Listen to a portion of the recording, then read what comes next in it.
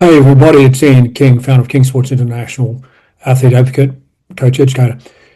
In this video, we're going to be looking at the story behind the theory. And when I say theory, I'm referring to the hundreds of innovations and concepts that I've come to during the last 45 years of coaching. And the theories are the theories that are contained in the Legacy second edition book series, the trilogy, volume 1, volume 2, volume 3. So let's get stuck into it. Theory number 2, the year of the 22nd Olympiad.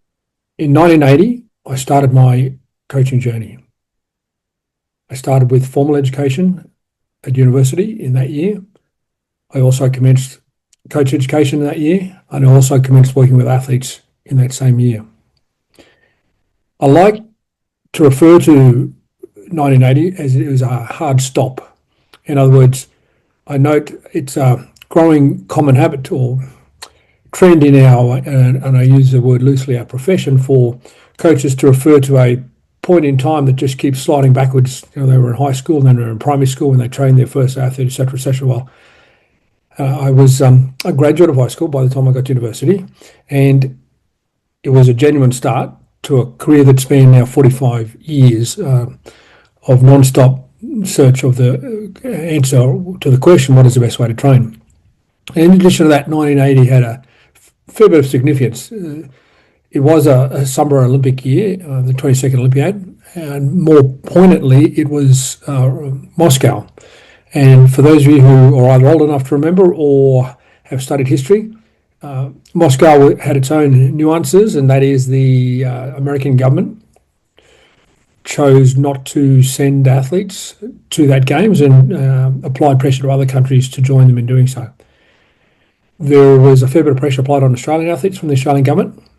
However, it was not a ban per se, and therefore Australia did have representation of some athletes at that games.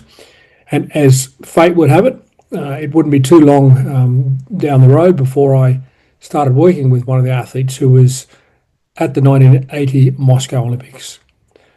So a very clear start to my career, and a very fortunate start to my career, because the university I attended was one of the few in the country at that time, and one of the few in the state at that time, and therefore if an athlete wanted to train for at the Olympic level, and in those days it was an amateur activity, Olympics was an amateur only event, and the athletes would often go to university for the purpose of having support for their training facilities and other support.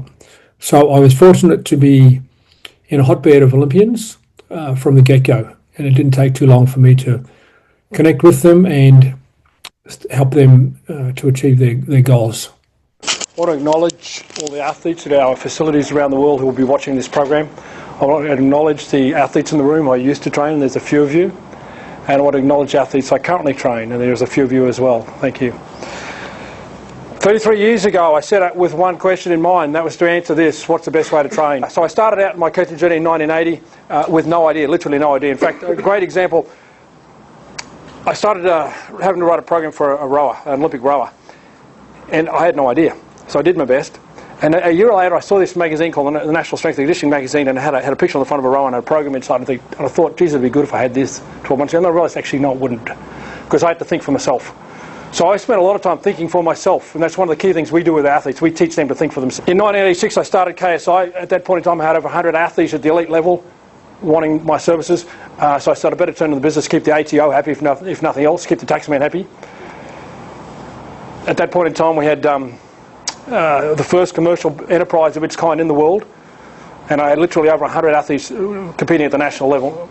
So during the last 45 years, I've made numerous references to 1980, and here are some of them. References starting back in the 2000s as examples, and there's 3 pages here, so I'm not going to read them all, but you can see the theme, referring consistently and numerously to the year 1980.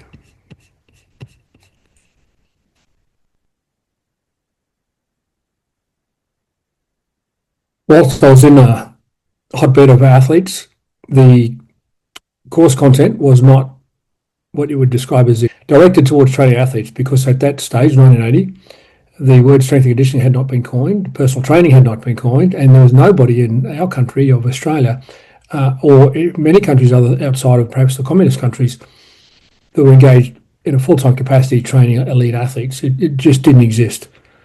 So I set about taking what I could from the course, and I certainly appreciate the opportunity to learn what I did learn from my time at university. But I supplemented that with my own studies and putting my head down and working very extensively with athletes to develop my own conclusions, because the literature was very meagre in the 1980s. It was very sparse, and I had to reach my conclusions for myself. And that was probably an optimal environment because it forced me to think.